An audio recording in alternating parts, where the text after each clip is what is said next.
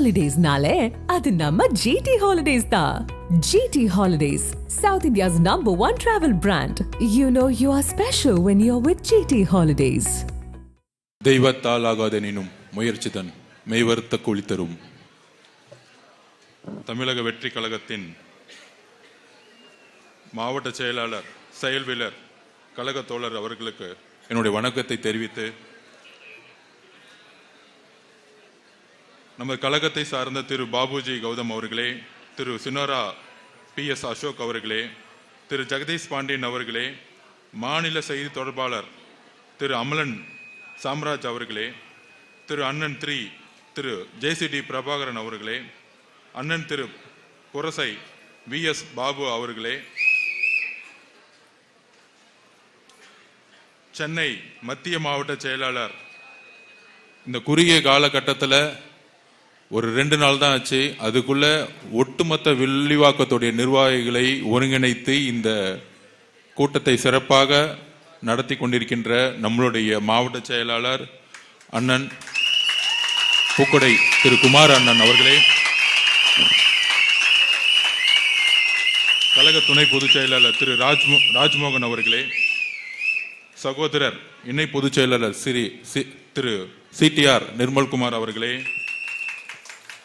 கழக நிர்வாக குழு தலைமை ஒருங்கிணைப்பாளர், எங்களுக்கெல்லாம் எப்பொழுதும் அறிவுரை மற்றும் வழிகாட்டியாக இருக்கக்கூடிய அண்ணன் KA செங்கோட்டையன் அவர்களே, கழக பொதுச் செயலாளர் அண்ணன் என்ற உரிமையுடன் எப்பொழுதும் நான் அவர் அழைக்கும் பொழுதெல்லாம் எந்த பணியையும் உடனே முடிவெடுத்து அதை செயல்படுத்தக்கூடிய வல்லமை கொண்ட நம்முடைய பொதுச் செயலாளர் திரு அண்ணன் ஆனந்தன் அவர்களே,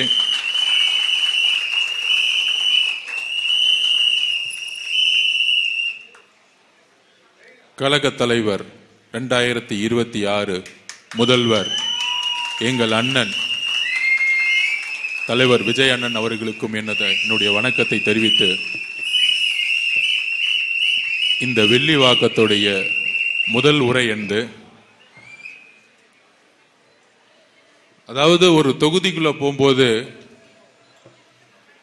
பொதுவா ஹாஸ்பிட்டல் இல்லைன்னு கேட்பாங்க, சரியா மருத்துவமனை இருக்கா அப்படின்னு பார்த்தா இங்க மருத்துவமனை இல்லை. ஒரு கல்லூரி இருக்கா அப்படின்னு பார்த்தா கல்லூரிங்கிறதே இங்க இல்லை. நல்ல அரசு பள்ளி இருக்கான்னு பார்த்தா அதுவும் இல்லை. மழை வரும்போது தண்ணி வருமானு கேட்டா இல்ல, சாக்கடையே வந்துகிட்டு இருக்கு. வில்லிவாக்கம் கழிவு நீர் வாக்கமா தான் மாறிக்கிட்டு இருக்கு. சரி, இதெல்லாம் பிரச்சனை மக்களுக்கு தெரியும். ஆனா ஒரு பிரச்சனை இப்பதான் தெரிஞ்சு, 5 வருஷமா இங்க ஒண்ணு இல்ல. MLA ஆபீஸே இங்க இல்லையா. இதுல வேற திமுக ஜெயிக்குன்னு சொல்லி சுத்திக்கிட்டு இருக்காங்க. சத்தியமா சொல்றேன். சரி, MLA ஆபீஸே இல்லைன்னு பார்த்தா கடைசியில தேர்ந்தெடுக்கப்பட்ட MLA வெற்றி அண்ணனே இல்லையா. அவர் எங்க போனாருன்னு தெரியலன்னு நாளைக்கு போஸ்ட் அடிச்சு ஓட்டுவாங்கன்னு நினைக்கிறேன். சரி, அவர் தான் பிறப்பால் தேர்ந்தெடுக்கப்பட்ட MLA. அந்த கட்சியே அப்படிதான். எனக்கு பேராசிரியரையே ரொம்ப பிடிக்கும் சின்ன வயசுல இருந்து. ஸோ அவருடைய பேரன்கிற முறையில் தேர்ந்தெடுத்தாங்க. அவருக்கும் கெட்ட பேரு, பேராசிரியருக்கும் கெட்ட பேரு, இன்னைக்கு வில்லிவாக்கத்துக்கும் கெட்ட பேரு. சரி, கடைசியில MLA தான் இல்லைன்னு பார்த்தா திமுகங்கிற கட்சியும் இல்லை வில்லிவாக்கத்துல. சரி, MLA அழுவும் இல்ல, MLAவும் இல்ல, திமுக கட்சியும் இல்லை. சரி, ஓகே, திமுக தான் இல்லைன்னு நினைச்சிட்டு நம்ம பாபு அண்ணன்ட்ட, ஆனா இந்த அதிமுகன்னு ஒண்ணு இருக்குமே, அது எங்கன்னு கேட்டேன். ஆனா அதை பேக்கேஜ் பண்ணி டெல்லிக்கு போய் ரொம்ப நாள் ஆச்சுன்னு, எல்லாம் பேக்கேஜாவே போயிட்டு இருக்கு கட்சியெல்லாம். இப்ப சரி விட்டுருங்கண்ணே, அவங்க டெல்லியிலே இருக்கட்டும், நம்ம வில்லிவாக்கத்திலிருந்து மக்களுக்கு சேவை செய்ய ஆரம்பிப்போம். அப்ப திமுகவும் இல்ல அதிமுகவும் இல்லைன்னா இங்க யாரு இருக்கா சொல்லுங்க? டிவிகே.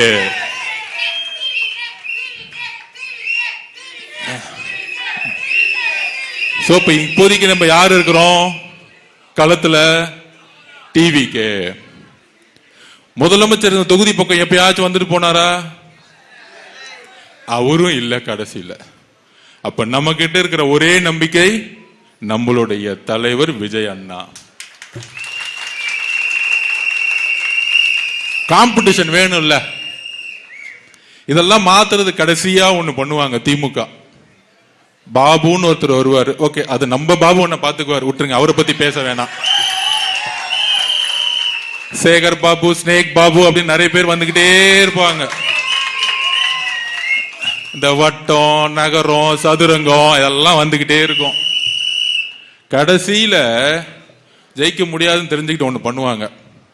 என்ன பண்ணுவாங்கன்னா, வீடு வீட 2000 ரூபாய் கொடுப்பாங்க, இல்ல 3000 ரூபாய் கொடுப்பாங்க. தலைவர் நிக்கிற தொகுதின்னு 5000 போவோம். இப்பெல்லாம் ஏலம் ஆயிருச்சு. இப்ப ரெடி பண்ணிட்டு இருப்பாங்க. பெரம்பூரா நேத்து ஏதோ தீர்மானம் போட்டாங்க, 5000 ரூபாய் ரெடி பண்ணு. இந்த மாதிரி 5000, 3000, 2000 அடிச்ச பணத்தை கொண்டு வந்து கொடுக்கணும்ல. நான் மக்கள்கிட்ட ஒரே ஒரு சின்ன கணக்கு சொல்லிக்கிறேன். 5 வருஷம் மொத்தமா அடிக்கிற பணம் 1 லட்சம் கோடி, 2 லட்சம் கோடி. நான் திமுக கிட்ட ஒண்ணு கேட்கிறேன். அப்பா 3000, 4000 கொடுக்காதீங்க. ஒரு 1 லட்சம் கோடி உங்க குடும்பம் அடிச்சிருக்கு. அமைச்சர்கள்லாம் ஒரு 50,000 கோடி அடிச்சு வச்சிருக்கீங்க. அதிகாரிகள் ஒரு 50,000 கோடி அடிச்சு வச்சிருக்கீங்க. மொத்தம் 6 லட்சம் கோடி கடன் எதுக்குன்னா 2 லட்சம் கோடி குடும்பத்துக்கு, 1 லட்சம் கோடி இவங்களுக்கு, 3 லட்சம் கோடி தான் உண்மையான கடன். அப்ப நாம என்ன சொல்றோம்னா, 3000 கொடுக்காதீங்க, 5 வருஷத்துக்கு கணக்கு போட்டா மாசத்துக்கு 50 ரூபாய் பிச்சை காசு கொடுக்குறீங்கடா. டேய், கொஞ்சம் நல்ல காசா கொடுங்க. மக்களை பார்த்து ஏமாத்தாதீங்க. 3000 எவ்வளவு வருது? 50 ரூபா ஒரு மாசத்துக்குன்னா 600 ரூபாய். 5 வருஷத்துக்கு 3000 ரூபாய் கொடுத்து 50,000 கோடி அடிக்க வராங்க. இதுதான் கணக்கு. மக்கள் புரிஞ்சுக்கணும். இன்னையில இருந்து இந்த கணக்கை மக்கள்கிட்ட போய் கொண்டு போய் சேருங்க. நம்மளுடைய எதிர்காலத்தை டிசைட் பண்றதுக்கு மாசம் 50 ரூபாய் கொடுக்க வராங்க தேர்தலுக்கு. அடுத்த 5 வருஷத்துக்கு 3000 ரூபாய். 50 ரூபாய் கொடுத்து உங்க ஓட்டை விற்கணுமா? இந்த கேள்வியை மக்கள் கிட்ட நம்ம கேட்டே ஆகணும். அப்ப இந்த 50 ரூபாய் கொடுத்து ஓட்டு போறது என்ன ஆகுது? நமக்கு மருத்துவமனை இருக்கா? இல்ல. இவங்களுக்கு மட்டும் உடம்பு சரியில்லை, நேரா அப்போலோ போயிடுவாங்க. இங்க இருக்க எம்எல்ஏ உடம்பு சரியில்லைன்னா எங்க போவாரு? அப்போலோ போயிடுவாங்க. நம்ம மட்டும் எங்க போனோம்? இங்க இருக்க மருத்துவமனைக்கு போனோம். மருத்துவமனைக்கு போனா உடம்பு சரியில்லைன்னு ஃபீவருக்கு போனா, காய்ச்சலுக்கு போனா, அங்க ஒரு 100 கொசு வந்து நமக்கு மலேரியாவையும் வேற நோயும் கொடுத்துரும். அங்க இருக்க தண்ணியை குடிச்சா டைபாய்டு வந்துடும், இல்ல வைரல் ஃபீவர் வந்து. இதுதான் மருத்துவமனை, இங்க இருக்க மருத்துவமனை. சரி, படிச்சுட்டு இந்த தொகுதிக்குள்ள போனா ஒரு கல்லூரி இருக்கான்னு கேட்டா அந்த தொகுதியில கல்லூரி கிடையாது, ஒரு மருத்துவமனை கிடையாது. மழை வந்தா 3 மாசம் வீட்டை விட்டு வெளியே வர முடியாது. குடிக்கிற தண்ணியில கழிவு நீரோட கலக்குது. இந்த பிரச்சனை எத்தனை வருஷமா இருக்கு? 2015 இருந்து இருக்கு. 2015 மழை வரும்போது பாதிக்கப்பட்ட முக்கியமான தொகுதி வில்லிவாக்கம், மொத்தமா முழுகிருச்சு. ஆனா இன்னைக்கும் அப்படிதான் இருக்கு. ஆனா கலைஞர் வேட்டி கட்டிட்டு வந்தாரு, ஸ்டாலின் 2000 வேட்டி கட்டிட்டு வந்தாரு. இப்ப எப்படி ஷிஃப்ட் ஆயிட்டாருன்னா கோட் சூட்டு போட்டு வராரு, பையன் கம்ப்யூட்டர் கிட்ட வந்துட்டாரு. இதுதான் அவங்க டெவலப்மெண்ட். ஒரு டெவலப்மெண்ட் ஆகும்ல, குடும்பம் குடும்பமா டெவலப் ஆகும்ல. அப்ப வில்லிவாக்கம் இன்னைக்கு எப்படி இருக்குன்னா, திமுக இல்ல, முதல்வர் இல்ல, எம்எல்ஏ இல்ல, அமைச்சர் இல்ல, மாவட்ட செயலர் யாருமே இந்த தொகுதியை கண்டுக்கவே இல்லை. மக்களை மக்களா கூட மதிக்கல. பெண்கள் பாதுகாப்பு ஒரே சாராயம், இங்க கஞ்சா இல்ல. அடுத்த கட்டத்துக்கு போயிருச்சு போதை, காஸ்ட்லியான போதை. அப்ப இங்க இருக்கக்கூடிய இளைஞர்கள் எவ்வளவு பிரச்சனை, தாய்மார்கள் எவ்வளவு பிரச்சனை பண்றாங்க, எவ்வளவு பிரச்சனை டெய்லி அனுபவிச்சுட்டு இருக்காங்க. இவ்வளவு தொகுதி பிரச்சனை இருக்குன்னா, நம்ம தேர்தலுக்காக அண்ணன், வெறும் தேர்தலுக்காக அண்ணன் எலெக்ஷனை ஸ்டார்ட் பண்ணல. எதுக்கு தலைவர் முதல் இந்த கட்சியை உருவாக்குனார்? அவர் பார்த்தார், எனக்கு 100 கோடி 200 கோடி 300 கோடி சம்பளத்தெல்லாம் பார்த்துட்டாரு. அவர் இவ்வளவு பெரிய சம்பளம் வாங்கிட்டு தூக்கி போட்டு ஏன் வராரு அப்படின்னா, நான் பார்த்துக்கிட்டே இருக்கேன் 20 வருஷமா, மாற்றம் வருமா? சேரிகளாவே இருக்கு. நான் ரோட்ல போகும்போது நாடாவே இருக்கு. மருத்துவமனை சரியில்லை, ஸ்கூல் சரியில்லை, பெண்கள் பாதுகாப்பு சரியில்லை. அப்ப நான் கட்சியை ஆரம்பிக்கிறேன். இது தேர்தலுக்காக மட்டும் ஆரம்பிச்ச கட்சி கிடையாது. ஒவ்வொரு தொகுதியா பிரச்சனை அலசி ஆராயுங்க.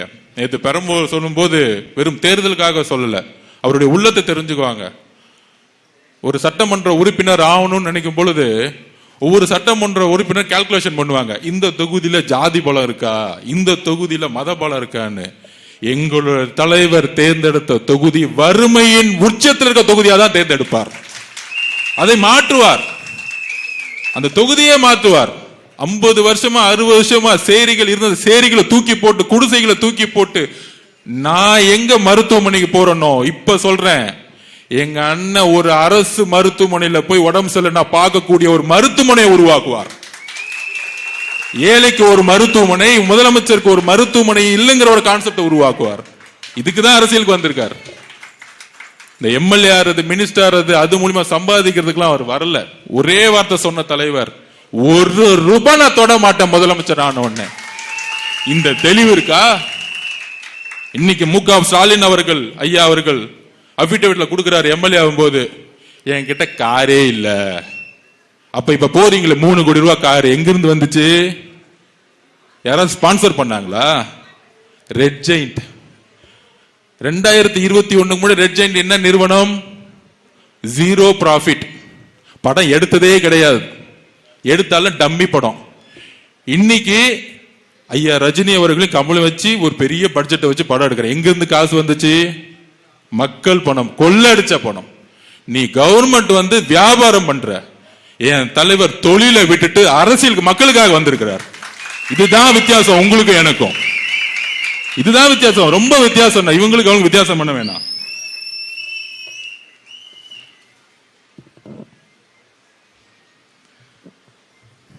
இன்னைக்கு நமக்கெல்லாம் தெரியும், புரட்சி தலைவி அம்மாவோட பிறந்த நாள். அந்த அம்மா இருக்கிற வரைக்கும் 2014 ஏத்து நின்னாங்க, லேதியா மோதியா அப்படின்னு. ஒன்றிய அரசு பாஜக இங்க வர முடியல.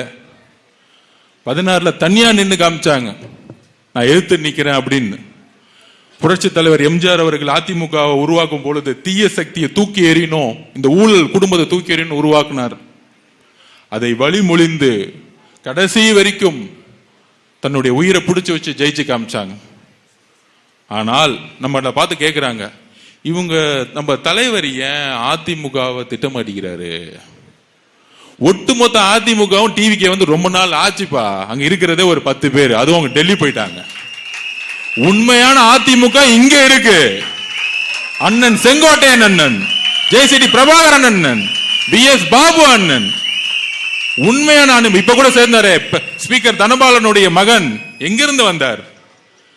ஏன் பேச மாட்டேங்கிறேன்னா, இதுதான் அரசியல் ரீதியான கருத்து. திமுகவுடைய தீய சக்தி எதுக்கிறதுக்கு ஒரு வலிமையான தலைவர், நம்ம தலைவர் அதிமுக உணர்ந்ததுனால இங்க ஷிஃப்ட் ஆகி ரொம்ப நாள் ஆச்சு.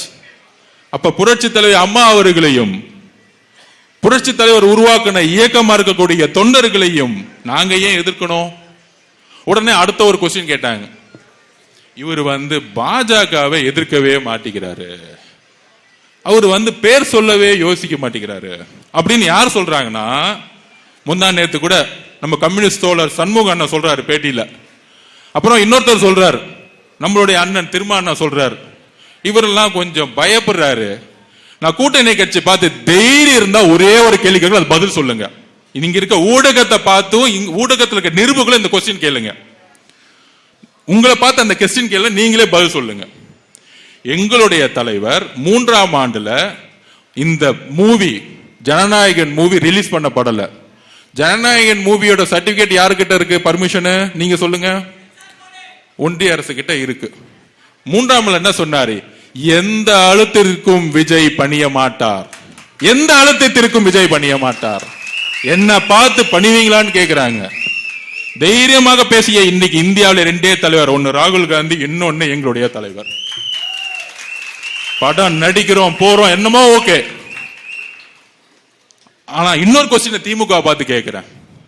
அந்த டைம்ல ஒரு மூவி ரிலீஸ் ஆச்சு, அந்த படம் பேர் என்ன மறந்துட்டேன், பராசக்தி. அது வந்ததும் தெரியல, போனதும் தெரியல. அந்த அளவுக்கு மக்கள் தூக்கி போட்டாங்க. உருட்டலான்னு நினைச்சாங்க, அந்த படத்தை வச்சு ஓட்டு வாங்கிடலான்னு. மக்கள் மனசுக்கு பாருங்க, இந்த படம் ரிலீஸ் ஆகல, உன் படம் ஒரு நாள் கூட தியேட்டர்ல ஓடாதுன்னு தியேட்டருக்குள்ள மக்களே போல. அப்ப இந்த ரெட் ஜெயின் கம்பெனி யாருது நீங்க சொல்லுங்க? உதயநிதி மணி ஸ்டாரத்துக்கு முன்னாடி உடனே அந்த பேரை மாத்துறாங்களாம். உதயநிதி அந்த கம்பெனிக்கு ஓனர் கிடையாது, இன்பநிதி தான் ஓனராம். இன்பநிதி யாரு? உதயநிதியும் மகன். சரி, இன்பநிதியோட தாத்தா யாரு? கொஞ்சம் சத்தமா சொல்லுங்க. இஸ்லாமிய தோழர்களே, கிறிஸ்துவ தோழர்களே, தலித் சகோதரர்களே, இன்பநிதியுடைய தாத்தா முதலமைச்சர் ஸ்டாலின் அவர்களுடைய படம் ரிலீஸ் ஆகுது. ஆனால் உண்மையாக அரசியல் செய்யக்கூடிய எங்களுடைய தலைவர் இன்றைக்கு வரைக்கும் அதோடைய நஷ்டத்தை தைரியமாக எதிர்கொண்டிட்டு இருக்கார். இப்ப இஸ்லாமிய தோழர்களுக்கும் கிறிஸ்தவ தோழர்களுக்கும் இது பதில் சொல்லுங்க. எல்லா நிருபர்களும் போய் உதயநிதியை கேளுங்க. அது எப்படி சார் உங்க படம் மட்டும் பாஜக சர்டிபிகேட் கொடுக்குது, அவரது மட்டும் கொடுக்கல, உங்களுடைய மகன் மட்டும் வியாபாரம் பண்றாரு, படத்தை ரிலீஸ் பண்ணிட்டாரு. அப்ப அண்ணன் திருமாவளவன் அவர்களுக்கிட்டையும் கம்யூனிஸ்ட் சகோதரர்கிட்டையும் நிருபர்கள் போய் கேட்கணும். இந்த மாதிரி டிவி பக்கத்துல இருந்து சொல்றாங்க, நீங்க பாஜக பக்கம் பேச மாட்டேங்கிறீங்க அப்படின்னு. அப்படி பாஜக அப்படி பார்த்தா நமக்கு சர்டிபிகேட் கொடுத்து முதல் நாளே ரிலீஸ் பண்ண விட்டுருக்கணும். ஏன் திமுகவுடைய படத்தை மட்டும் ரிலீஸ் பண்ணாங்க? இந்த மாதிரி பொய்யான பிரச்சாரத்தை 40 வருஷத்துக்கு மேல அரசியல் இருக்கக்கூடிய தலைவர்கள் நிப்பாட்டும் நான் தாழ்மையுடன் கேட்டுக்கிறேன். பொய்யான பிரச்சாரத்தை திமுக பண்ணாதீங்க. எங்களுடைய தலைவர் நேத்து தினத்தந்தி பேப்பர்ல இன்னைக்கு வந்திருக்கு, கண் கலங்கினார். எங்களோட தலைவர் கண் கலங்கினார், பேசுறாரு. என்ன மட்டும் ஏன் இப்படி அவதூறா பேசுறீங்க? என்னோட நிகழ்ச்சிகளுக்கெல்லாம் ஏன் தடை பண்றீங்க? எனக்கு ஏன் இவ்வளவு தடைகள்? மக்களை ஏன் பார்க்க விட மாட்டேங்கிறீங்க? அவர் ஏன் கண் கலங்கினார் தெரியுமா? கரூருடைய வழி. அது மட்டுமல்ல, அவர் சென்னையிலிருந்து வரும்போது வெள்ளூர் வரைக்கும் இவங்க கொடுத்த பர்மிஷன் 5000க்கு கம்மி. ஆனா ரோட்ல 2 லட்சம் பேர் நிக்கிறாங்க அவர் பாக்குறதுக்கு. என்னால பார்க்க முடியலையே, உங்க உணர்வுல கலந்துக்க முடியலையே. அந்த வலி கண் கலங்கினார். தலைவர் அவர்களே, தமிழக மக்களுக்கு எல்லாத்துக்கும் உண்மை தெரியும். எம்ஜிஆர் அவர்கள் கண் கலங்கினார், புரட்சி தலைவி அம்மா அவர்களை கண் கலங்க வச்சாங்க. ஆனா 2 பேரும் ஓட ஓட விரட்டினாங்க, உயிரோட இருக்க வரைக்கும் திமுகவை முதலமைச்சராக்குனாங்க. அதுக்கப்புறம் 2 தலைவருக்கு அப்புறம் பயந்த ஒரே தலைவர், திமுக பார்த்து பயந்த ஒரே தலைவர், ஒரே இயக்கம் டிவிகே, நம்மளுடைய தலைவர் விஜய் அவர்கள். அதனாலதான் இவ்வளவு நெருக்கடி. அது என்ன நெருக்கடி? அதெல்லாம் சும்மா. அப்ப இந்த பத்திரிகையாளர்கள் நிறைய பேர் கேட்பாங்க, இல்ல மக்களுக்கு நம்ம உண்மையை சொல்லணும். இல்ல, கரூர் சிச்சுவேஷனுக்கு முன்னாடி நாகப்பட்டினத்திலே சொல்லியிருப்பாரு, எனக்கு சரியான இடம் கொடுக்க மாட்டேங்கிறீங்க, மக்கள் கூட்டம் கூட்டமா வராங்கன்னு. அப்ப கரூருடைய பாதுகாப்பு இல்லாம நம்மளுடைய மக்கள் இறந்தாங்க. மிகப்பெரிய வழி, சட்ட போராட்டம், அதெல்லாம் நடத்திட்டு அவங்களுடைய நோக்கமே என்ன, எப்படி நடிச்சிருக்காங்கன்னு உங்களுக்கு தெரியும், ஆல்ரெடி நமக்கு தெரிஞ்சது தான். நோக்கமே தமிழக வெற்றி கழகத்தை முடக்கிறது, தலைவர் விஜய் அவர்களை முடக்கிறது. அதுக்கு நான் உதாரணமே சொல்லிடுறேன். தமிழக வெற்றி கழகத்தை முடக்கிறதுக்கு கவர்மெண்ட் ஒரு எஸ்ஓபி கொடுத்தாங்க, ஸ்டாண்டர்ட் ஆபரேட்டிங் சிஸ்டம். அதாவது ஒரு கூட்டம்னா எப்படி நடத்தணும் அப்படின்னு. அந்த எஸ்ஓபி எதுக்குன்னா, முழுக்க முழுக்க நம்ம கூட்டமே நடத்தக்கூடாதுன்னு. இப்ப திருச்செந்தூர் கோயில்ல இல்ல வேளாங்கண்ணி கோயில்ல ஒரு பெரிய கூட்டம் வருது, 10 லட்சம் பேர் வராங்க அப்படின்னா அதுக்கான பாதுகாப்புக்கான பொறுப்பு யாரு? காவல்துறை. அவங்க தான் ஆர்கனைஸ் பண்ணுவாங்க, ரோட்ல இருந்து மெயின். அப்படி நம்ம தலைவர் வரும் பொழுது நம்ம எந்த கூட்டத்தையும் கூட்டுறதே கிடையாது, இன்க்ளூடிங் பொதுச்செயலாளர். நம்ம போய் வண்டி எடுத்துட்டு லாரியா இவங்கள மாதிரி கவர்மெண்ட் பஸ்ல போய் கூட்டிட்டு வரலாம் நம்ம வேலை கிடையாது. அப்ப என்ன பண்றோம், 10,000 பேர் பர்மிஷன் வாங்கினா 1 லட்சம் பேர் வராங்க, 1 லட்சம் பேர் பர்மிஷன் வாங்கினா 5 லட்சம் பேர் வராங்க, மதுரையில மாநாடு நடத்தினா 15 லட்சம் பேர் வராங்க. அப்ப இதுக்கான ஒரு பாதுகாப்பை நம்ம கட்சியோட சேர்ந்து காவல்துறை கொடுக்கணும். ஆனா இவங்க என்ன பண்றாங்கன்னா, காவல்துறை வர மாதிரி வந்துட்டு அமைதியா போயிடுவாங்க. அப்ப அவங்களுக்கு என்ன நோக்கம், ஏதாவது பிரச்சனை நடக்கட்டும், ஏதாவது அடிதடி நடக்கட்டும், எல்லாம் மயங்கி விழுட்டோம். இதுக்கெல்லாம் காரணம் தலைவர் விஜய் அவர்கள். இப்ப ஏன் அவர் வந்து ஒவ்வொரு வாரம் 10 நாளும் பர்மிஷன் வாங்கிட்டு பொறுமையா வராரு தெரியுங்களா? இன்னொரு பழி சொல்லை திமுக உருவாக்குறதுக்கு எல்லா முயற்சிகளும் செய்யுது. அப்ப அதனாலதான் ஒவ்வொரு 15 நாளும் 10 நாளும், அதாவது நான் ஒண்ணு சொல்றேன், சினிமாவில் நம்பர் 1 ஆகணும்னா 18 மணி நேரம் உழைக்கணும். 18 மணி நேரம் உழைச்சா மட்டும்தான் நம்பர் 1 ஆக முடியும். அப்படி உழைக்கக்கூடிய எங்களுடைய தலைவர் அதெல்லாம் தூக்கி போட்டு அரசியல்ல வந்து ஜெயிக்கணும் வரும் பொழுது 24 மணி நேரம் உழைக்கிறதுக்கு ரெடியா இருக்க மாட்டாரா? என்ன ஒரு அவதூறு அவரை பார்த்து. வர மாட்டேங்கிறாரு. உங்களுக்கு புரியுதா? போலீஸ் பர்மிஷன் கொடுக்க மாட்டாங்க, ஆனா வீட்டை விட்டு வர மாட்டாருன்னு இவங்களே பிரச்சாரத்தை உருவாக்குறது. இதுதான் அவதூறு. அப்ப மக்களுடைய பாதுகாப்புக்கு நம்ம கரெக்டா போலீஸ் பர்மிஷன் வாங்கி கடைசியில் என்ன பண்ணிட்டோம்? ஒரு ஷெட்டை போட்டு வெறும் 4900 பேர். ஏன் பர்மிஷன் வாங்குறோம்னா அந்த எஸ்ஓபியை ஸ்டே ஆர்டர் கேட்டிருக்கோம் ஹைகோர்ட்ல. அந்த எஸ்ஓபி படி நம்ம போனா பழி நம்ம மேல போட்டுருவாங்க. இப்ப இன்னைக்கு அந்த மாதிரி நிர்வாகிகள் கூட்டம் போட்டு மக்கள் வந்து பார்க்க முடியாத அளவுக்கு இன்னைக்கு காவல்துறை அப்படி ஒரு விஷயத்தை யாரு உருவாக்குறா? காவல்துறை மேல தப்பு கிடையாது. முதலமைச்சரா இருக்கக்கூடிய உள்துறை அமைச்சரா இருக்கக்கூடிய மு.க. ஸ்டாலின் அவர்கள் அப்படி நினைக்கிறாங்க. மு.க. ஸ்டாலின் ஏன் அப்படி நினைக்கணும்?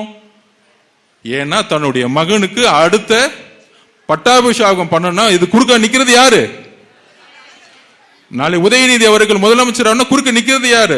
ஸ்டாலின் அவர்கள் 75 வயசு ஆயிருச்சு, இந்த எலெக்ஷன்ல காணா போயிடுவாரு. ஆனால் தடங்கள நிக்கிறது யாரு? இபிஎஸ் அவர்களா? மக்கள் இபிஎஸ் அவர்களை மறந்து ரொம்ப நாள் ஆச்சு. இப்ப கூட ஏதோ 10,000 ரூபாய் அனௌன்ஸ் பண்ணாராம். ஏதோ அப்படி போற வாழ்க்கைலாம் 10,000 ரூபாய் கொடுக்குறேன், அங்க கொடுக்குறேன், இங்க யார் நம்ப போறா? நீங்க 10,000 ரூபாய் கொடுக்க போற, 5,000 கொடுங்க, 1 லட்சம் கூட கொடுக்குறேன்னு சொல்லுங்களேன். மக்கள் உங்களை நம்பாம நீங்க முதலமைச்சர் ஆனா தானே காசை கொடுக்கறதுக்கு. அப்ப வெறும் காசு கொடுக்குறேன்னு சொல்லி ஓட்டு வாங்குறது. நான் என்ன பண்ணேன்னு சொல்ல முடியாது இல்ல. 21 முதலமைச்சரா ஏன் மக்கள் தூக்கி போட்டாங்க அப்படின்னு சொல்ல முடியாது இல்ல. அப்ப சும்மா 10,000 ரூபாய் கொடுக்குறேன், இதோ 2,000 ரூபாய் கொடுக்குறேன், இதோ 3,000 ரூபாய் கொடுக்குறேன். என்ன தமிழக மக்கள் என்ன ஏதோ வந்து காசு கொடுத்தா ஓட்டு போட்டுருவாங்கன்னு இன்னும் தவறான மனப்பான்மை நினைச்சுக்கிட்டு இருக்காங்க. வளர்ச்சி மாற்றத்தை பத்தி யோசிக்க மாட்டேங்கிறாங்க. அப்ப இன்னைக்கு இபிஎஸ் அவர்கள் காணா போயிட்டார், தொண்டர்கள் இங்க வந்துட்டாங்க. அப்ப திமுக இருக்கக்கூடிய ஒரே என்னது? டிவிகே நம்மளுடைய தலைவர் அவதூறு பிரச்சாரம், பெண் மூலியமா அவதூறு பிரச்சாரம், அந்த நிறுவனம் மூலியமா எல்லாத்தையும் அவதூறு பிரச்சாரம். அந்த பிரச்சாரத்தை உருவாக்கும் பொழுது நேத்து ஏன் கலங்கினார்னா இதுக்குதான். என்ன வந்து மக்கள் கிட்ட பார்க்க விட மாட்டேங்கிறீங்களே, என்ன சந்திக்க விட மாட்டேங்கிறீங்களே, அப்படி சந்திச்சாலும் என் மக்களுக்கான பாதுகாப்பை கொடுக்க மாட்டேங்கிறீங்களே. அப்ப ஒவ்வொரு தாட்டியும் அவர் பயப்படுறாரு, மக்களுக்கு வந்து ஏதாச்சும் எதுவும் நடந்துடக்கூடாது. ஏன்னா காவல்துறை இல்ல. அப்ப இந்த நோட்டிபிகேஷன், எலெக்ஷன் கமிஷன் நோட்டிபிகேஷன் வரும் பாருங்க, அது வரைக்கும் இந்த முதலமைச்சர் சைனுங்கிறது வேலிடிட்டி. அதுக்கப்புறம் அதெல்லாம் முதலமைச்சருங்கிறது அவ்வளவுதான். அடுத்த மாசம் என்னைக்கு வந்து நோட்டிபிகேஷன் வருது அதோட முதலமைச்சர் ஓவர். காவல்துறை எல்லாம் மாற்றப்படும். அப்ப நேர்மையான காவல்துறை வரும் பொழுது கண்டிப்பாக தலைவர் ஒவ்வொரு ஊராகவும் நடந்து போவார், ஒவ்வொரு ஊராகவும் வருவார். ஏன்னா இந்த காவல்துறை வச்சு நம்ம எதுவுமே செய்ய முடியாது. இந்த முதலமைச்சர் அப்படி ஒரு விஷயத்தை உருவாக்க பாக்குறாங்க. அவரை சுத்தி என்ன சொன்னாலும் மக்கள் எடுபட மாட்டேங்குது. அப்ப யாரோ ஒருத்தருக்கு அந்த கூட்டத்துக்கு வந்து எதாவது ஆச்சுன்னா உடனே பழியை தூக்கி அவர் மேல போடும். அதான் நேத்து கேட்டாரு, நீங்க என்ன வந்து நட்புங்கிறீங்களே, ஏன் மேல பழிய போட்டீங்களே, அதான் உங்க நட்பா? அரசியல் சூழ்ச்சி அது. அப்ப இந்த அரசை எதுக்காக மாத்தணும்? இப்போதைக்கு ஒரு சாம்பிள் சொல்லிடுறேன். நம்ம நிர்மல்குமார் பிரதர் சொன்னார், கே.என். நேரு அவர்களுடைய ஒரு துறை எடுத்துக்குவோம், ஹைகோர்ட்ல தாக்கல் பண்ணியிருக்கிறாங்க. ஒரு துறையில ஒரு 10 ரூபாயை அமைச்சு 70 கோடி 90 கோடி 100 கோடின்னு டிரான்சாக்சன் பண்ணியிருக்காங்க, அதுல அரசு அதிகாரிகளும் உள்பட. அப்ப இந்த அரசு ஒரே ஒரு வேலை வாய்ப்புல, செந்தில் பாலாஜி ஆல்ரெடி வேலை வாய்ப்புல பல மோசடி பண்ணி ஜெயிலுக்கு போயிட்டு வந்து உள்ள வந்திருக்கு. இவருடைய துறையில பல்வேறு வெறும் ஒரு வேலைக்கு 25 லட்சம் 30 லட்சம் 50 லட்சம் பண்ணியே 1200 கோடி 1300 கோடி ஊழல்னா மித்த 32 டிபார்ட்மெண்ட் ஊழலுடைய கணக்கு எவ்வளவு பெருசா இருக்கும்? அப்ப இதை மாற்றம்னா நம்ம ஒரே ஒரு முடிவு எடுக்கணும். ஒரு தொகுதியில தலைவர் அவர்கள் யார வேணா வேட்பாளரா சொல்லட்டும், ஆனா நம்மளை பொறுத்த வரைக்கும் அந்த தொகுதியோட வேட்பாளர் நம்மளுடைய தலைவர் அவர்கள் விஜய் அவர்கள். நமக்குள்ள 1000 பிரச்சனை இருக்கலாம், அண்ணன் நம்ம மாவட்ட செயலரோட உங்களுக்கு கருத்து முரண்பாடு இருக்கலாம், இல்ல பகுதியோட கருத்து முரண்பாடு இருக்கலாம், வார்டோட கருத்து முரண்பாடு இருக்கலாம். ஆனால் ஒரு எம்எல்ஏங்கிறது முக்கியமான ஒரு உருவாக்கம் எதுக்கு தெரியுமா? நம்மளுடைய தலைவர் முதலமைச்சர் ஆகணும்னா நமக்கு 117 எம்எல்ஏக்கள் வேண்டும், குறைந்தபட்சம் மெஜாரிட்டியை தாண்டணும். அவருடைய கனவுகள், அவருடைய அட்மினிஸ்ட்ரேஷன்ஸ் சிறப்பா செயல்படணும்னா நமக்கு 140 எம்எல்ஏ குறைந்தபட்சம் இருக்கணும். மக்கள் தயாராயிட்டாங்க. நம்ம நிர்மல் சொன்ன மாதிரி 40% மக்கள் வந்து ஓட்டு போட தயாராயிட்டாங்க. ஒவ்வொரு வீட்லயும் 2 பேர். நான் சிம்பிளா ஒரு கால்குலேஷன் சொல்றேன். நேற்று கிட்டத்தட்ட ஓட்டர் ரிலீஸ் ஆயிருச்சு. மினிமம் 50%, 45% இருந்து 50% 40 வயசு கீழே இருப்பாங்க நம்மளுடைய ஓட்டர் லிஸ்ட்ல. அதுல நமக்கு ஒரு 60% விழுந்தாலே நீங்களே கால்குலேட் பண்ணி பார்த்துக்கோங்க. Simple calculation. இவங்கெல்லாம் வந்து காசு கொடுத்தா ஓட்டு போடுவான்னு நினைக்கிறீங்களா? காசை வாங்கிக்குவாங்க, ரீசார்ஜ் பண்ணாததும் காசு வாங்கி, எல்லாம் திருடின காசு தானே, எல்லாம் வாங்கிக்குவாங்க. ஆனால் அங்க போகும்பொழுது பட்டனை பிரஸ் பண்ணும் போது ஃபர்ஸ்ட் தேர்றது விசில், இன்னொன்னு விஜய் அண்ணா, அவ்வளவுதான். அப்ப மக்கள் தயாராயிட்டாங்க. நேத்து பெரம்பூர்ல ஆரம்பிச்சோம், இன்னைக்கு வி ஃபார் விஜய் அண்ணா, இனிமேட்டு வில்லிவாக்கம் விஜய் அண்ணா மாற போகுது. நீங்க எல்லாம் வேலை செய்ய ரெடி ஆகுங்க. உங்களோட நாங்க வரப்போறோம். நான் முதற்கொண்டு எல்லாரும் உங்களோட போவோம். ஒவ்வொரு வீடா போவோம். எம்எல்ஏ காணா போயிட்டாரு, கட்சி காணா போயிருச்சு, வெற்றி அண்ணன் காணா போயிட்டாரு, அதெல்லாம் விட்டுருங்க. 5 வருஷம் முடிஞ்சு போச்சு, அவர் பாட்டி ரெஸ்ட் எடுக்கட்டும். நம்ம வீடு வீடா போவோம், வாக்குறுதி கொடுப்போம், தலைவர் சொல்ற வாக்குறுதி கொடுப்போம். நம்மளே மக்கள் நம்புவார்கள். எத்தனை வருஷமா ஏமாந்துட்டு இருக்காங்க? 25-30 வருஷமா ஏமாந்துகிட்டே இருக்கிறாங்க. அப்ப மாற்றம் வேணும்னா ஒரு புது சக்தியை மக்கள் நம்புவாங்க. அப்படி ரோட்ல நடந்து வரும்போது எல்லாரும் சந்தோஷமா தேடி வராங்க. பொதுவா நான் வரும்போது டிராபிக் ஜாம் ஆயிருச்சு. நான் சொன்னேன் அண்ணன்ட்ட, அண்ணே இந்த வெடி வைக்கிறது, இந்த ஆர்ப்பாட்டம்லாம் வேண்டாம், இந்த திமுக கல்ச்சரே வேணாம், காரெல்லாம் தூக்கி போட்டு நடந்து போவனே வேணாம், இதெல்லாம் வேணான்னு முதல்ல இன்னைக்கே சொல்லிட்டேன். இந்த ஆடம்பரம் பேனர் அடிக்கிறதுலாம் வேண்டாம், நம்ம பாடி நடந்து போய்கிட்டே இருப்போம். மக்கள் கிட்ட என்ன பிரச்சனையோ கேட்போம், என்ன முடியுதோ நம்ம செஞ்சு கொடுப்போம். அப்படி ஒரு எளிமையை தான் நம்ம தலைவர் ஃபாலோ பண்றாரு, நம்மளும் அப்பதான் ஃபாலோ பண்றோம். ஆனா அந்த டிராபிக் வரும்போது நிறைய பேர் டிராபிக் இருந்துச்சுன்னா கோவப்படுவாங்க. ஆனா எல்லாரும் காரை விட்டு பைக்கை விட்டு கையை காமிச்சு ஓடி வராங்க. இதுதான் தமிழக வெற்றி கழகம். இந்த அன்பு தான் மக்கள்கிட்ட பாக்குறேன். இதுதான் பெரிய அதிசயமா இருக்கு நமக்கு. அதாவது இதெல்லாம் உருவாக்கிட்டு முதலமைச்சர் பார்த்தா ஒரு சாஃப்டா இருப்பார். நம்மளை திட்டமாட்டார், நம்ம அண்ணனை திட்டமாட்டார், பேச மாட்டார். ஆனால் எல்லா வேலையும் செய்யறது திரு மு.க. ஸ்டாலின் ஐயா அவர்கள் தான். இந்த அமைதி படத்துல சத்யராஜ் இருப்பார் பாருங்க, பக்கத்துல மணின்னு ஒரு கேரக்டர் வச்சுக்குவார், அதுதான் ஒரு புள்ள. என்ன எப்ப பார்த்தாலும் கூட்டம் வந்துகிட்டே இருக்கு, போடு கரூர் மாதிரி ஒரு பிரச்சனைய போடு, அந்த எஸ்பியை கூப்பிடு, வெளியே வர விடாத மாதிரி நிப்பாட்டு, பொதுச் செயலாளர் போய் ஒரு அப்ளிகேஷன் கொடுத்தா கதற விடு, 30 நாள் அப்படி பர்மிஷன் கொடுக்கவே கொடுக்காத. ஆனா தன்னுடைய மர்மம் கம்பெனி வச்சுக்கிட்டு விஜய் அவர்கள் வீட்டை விட்டு வரல, விஜய் அவர்கள் வீட்டை விட்டு வரல பிரச்சாரத்தை உருவாக்கும். நேத்து ஏன் கண் கலங்கினாரு? இதுக்குதான். அவர் ஏதோ அமைதியா இருக்கிற மாதிரியும் நல்ல மாதிரியும், இந்த அமைதி படத்துல இருக்க சத்யராஜ் கேரக்டர் தான் அவரு. அமைதியா இருப்பாரு, எலெக்ஷன் வரும்போது பத்த விடுறான்னு சொல்லுவாரு பாருங்க, அதுதான் அவங்க. அப்ப எல்லா தவறையும் செய்யக்கூடியது முதலமைச்சர் மு.க. ஸ்டாலின் அவர்களும் ஒரு குடும்பமும். இதை முதல் நம்ம புரிஞ்சுக்கணும். என்னது எல்லாம் கரெக்டா தானே போகுது, அவர் பாட்டிக்கு அமைதியா இருக்கிறாரு. இதுதான் மிகப்பெரிய ஆபத்தான அரசியல். பிஜேபி கூட அதிமுக சேர்ந்துச்சு, நம்ம அதிமுக திட்டிட்டு இருப்போம். ஆனா திமுக எதிர்க்கிற மாதிரி எதிர்த்து அவங்க படத்தை மட்டும் ரிலீஸ் பண்ணுவாங்க. இப்ப தெரியுதா எவ்வளவு அதிமுக கூட உண்மையா போய் சேர்ந்துக்கிட்டு, ஆமா சேர்ந்துட்டேன், நீங்க மக்கள் ஓட்டு போடுங்கன்னு வந்து சொல்றாங்க. அங்கேயாச்சும் ஒரு உண்மை இருக்கு, இங்க உண்மையே கிடையாது. எதுக்குற மாதிரி எதுக்குறது, ஆனா படத்தை ரிலீஸ் பண்றது. அப்ப நம்ம கிட்ட மட்டும்தான் இன்னைக்கு உண்மை இருக்கு, நம்மளுடைய தலைவர்கிட்ட மட்டும்தான் உண்மை இருக்கு. சோ இதை நம்ம புரிஞ்சுக்கிட்டு, நீங்க திடீர்னு இப்ப நம்ம மீட்டிங் போட்டோமா, நாளைக்கே இப்ப யார் மாவட்ட செயலாளர்னு கேட்டேன், வில்லிவாக்கத்துக்கு நம்ம சேகர் அண்ணன் தான், பாபு அண்ணன் தான் மாவட்ட செயலர் சொன்னாங்க. நாளைக்கே மீட்டிங் போட்டுருவார், ஓடி வந்து பாருங்க, இன்னும் 2 நாள்ல மீட்டிங் போட்டுருவாங்க, கிட்டு வருவாங்க. எனக்கு தெரிஞ்சு இப்ப இருக்க எம்எல்ஏ தூக்குனாலும் தூக்கிடுவாங்க, வெளியில இருந்து இம்போர்ட் பண்ணுவாங்க, இங்க இருந்து ஆச்சு தூக்கிட்டு வருவாங்க. அப்படி தூக்கிட்டு வந்து அதுன்னு படத்தை காமிப்பாங்க. நம்மளே படம் பார்த்து மேல வந்தவங்க, நம்மளே படம் பார்த்து ஆட்சி அமைக்க போடுவாங்க. நம்ம கிட்ட படம்லாம் காமிக்க முடியுமா? எங்க தலைவரே நடிகரா இருந்து அரசியல்வாதி ஆயிட்டாரு. எங்க தலைவர் நடிகரா இருந்து தலைவர் ஆயிட்டாரு, நீ தலைவர்ல இருந்து நடிகர் ஆயிட்டு இருக்க, அதுவும் லூஸ் மோகன் மாதிரி அப்பப்ப நடிச்சுக்கிட்டு இருக்க. வேணாம் சார், எது தெரியுமோ அதை செய்யுங்க. நடந்து வர்றது, தூக்குறது, டவலை தூக்குறது, பேண்ட மாத்துறது வேண்டாம், விட்டுருங்க. எங்க அண்ணனை பார்த்து செய்யாதீங்க. எங்க அண்ணனாச்சு விசில் அடிப்பாருன்னு சொன்னாரு, அவரு இந்த ஒரு படத்துல வர மாதிரி விஜயாவே மாறிட்டாரு அவர். மு க ஸ்டாலின் ஐயா அவர்கள் வந்து பேண்ட்ல இருந்து ட்ரெஸ்ல இருந்து நடுவுல ஸ்டேஜ் போட்டு வாக் பண்றதுல இருந்து டவலை தூக்கி போடுறதுல இருந்து என்னென்னலாம் பண்றாங்களோ பண்ணி பாக்குறாங்க. ஆனா பசங்க மீம்ஸ் தான் போட்டுட்டு இருக்காங்க, ஒன்னும் கனெக்ட் ஆக மாட்டேங்குது. பெண்கள் கனெக்ட் ஆக மாட்டேங்கிறாங்க. நீங்க 5000 கொடு, 2000 கொடு, இல்ல 10,000 கொடு, எல்லாம் கொடு, எல்லாம் எண்டு தானே. திரு கலைஞர் அவர்கள் வந்து 50,000 கோடி ரூபாய் சொத்து சேர்த்து வச்சு ஏதோ வந்து மு க ஸ்டாலின் அவர்கள் வந்து தன்னுடைய சொத்தெல்லாம் வித்து அந்த பணத்தை அவங்களுக்கு கொடுக்கிறாரு. ஏன் பணம், ஏன் உரிமை, நீ கொடுக்குறீங்க. ஆனா ஓட்டு எங்க அண்ணன் விஜய் அண்ணனுக்கு, அது தெளிவா இருக்கிறாங்க.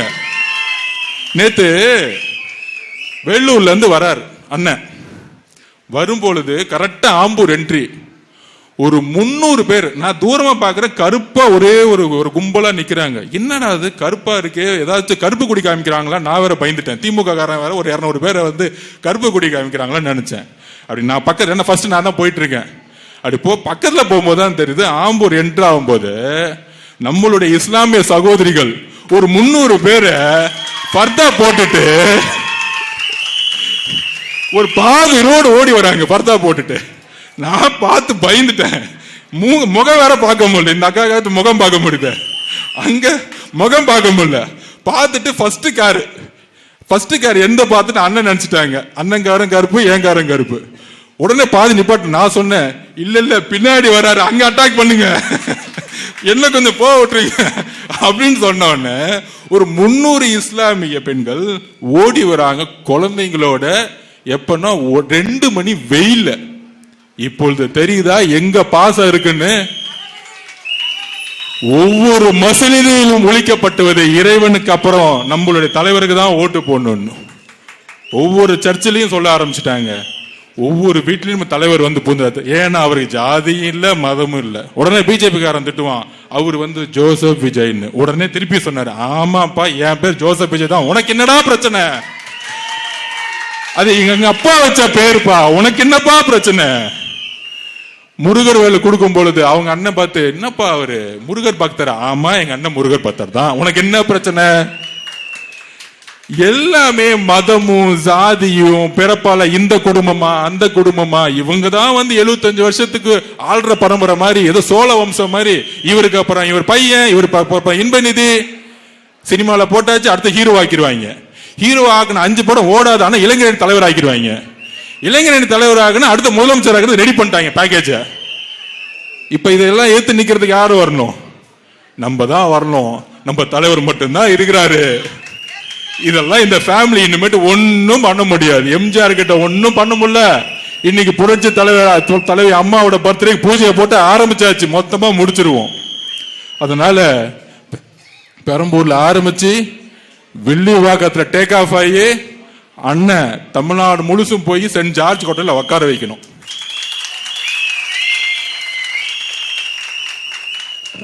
அவ்வளவுதான், வேற ஒன்னும் பண்ண வேணாம். இதுக்கு மேல நீங்க திமுகவை பாத்துக்குவாங்க. வீடு வீடா வந்தா ஒன்னும் பண்ணாதீங்க, கதவை மூடிருங்க, டம்முன்னு மூடிருங்க, பேச கூட வேணாம். ஏன்னா அந்த அளவு கூட ஒர்த்து கிடையாது. அப்படி பக்கத்துல வரும்போது ஒன்னே ஒண்ணு பண்ணுங்க, தலைவருடைய ஸ்டிக்கரை மேல வச்சுட்டு கதவை மூடிட்டு வெளியில இருந்து விசில் அடிங்க. ஏன்னா பேசினா ஏதாச்சும் பண்ணி விட்டுருவாங்க. ரவுடி பசங்க எல்லாம் ரவுடி பசங்க என்ன. அதனால கதவை மூடி டங்க எப்படி மூடுனா அரைஞ்ச மாதிரி மூடணும். அப்படி கதவை டம்முன்னு அடிக்கல, ஓங்கி ஒரு அரைஞ்ச மாதிரி இருக்கணும். 5 வருஷம் ஏன்டா வரல, 5 வருஷம் ஏன் வரல, 5 வருஷம் ஏன் வரல, 5 வருஷம் ஏன் வரல, இப்ப ஓட்டு கேட்க வரியா? நம்ம சேகர் பாபு அண்ணன் வந்தாலும் சரி, முதலமைச்சரே வந்தாலும் சரி, மரியாதையை கதவை மூடிட்டு ஒரு விசில் அடிச்சோம்னா நம்ம எலெக்ஷன் முடிஞ்சிச்சு. இத்தோட இன்னும் முதலமைச்சர் இன்னும் ஒரு 10 நாளுக்கு தான், அத்தோட இந்த குடும்பத்தோடைய வாரிசு தொல்லைகளும் முடிஞ்சிச்சு. சோ ஒரு நல்ல நிர்வாகத்தையும் மாற்றத்தையும் உருவாக்க உங்களோட நாங்க வந்துட்டோம். இந்த வில்லிவாக்கம் இன்னுமேட்டு தளபதி வாக்கமா மாறணும். அவ்வளவுதான். நன்றி, வணக்கம். Holidays-nale, adu namma GT Holidays da. GT Holidays, South India's #1 travel brand. You know you are special when you're with GT Holidays.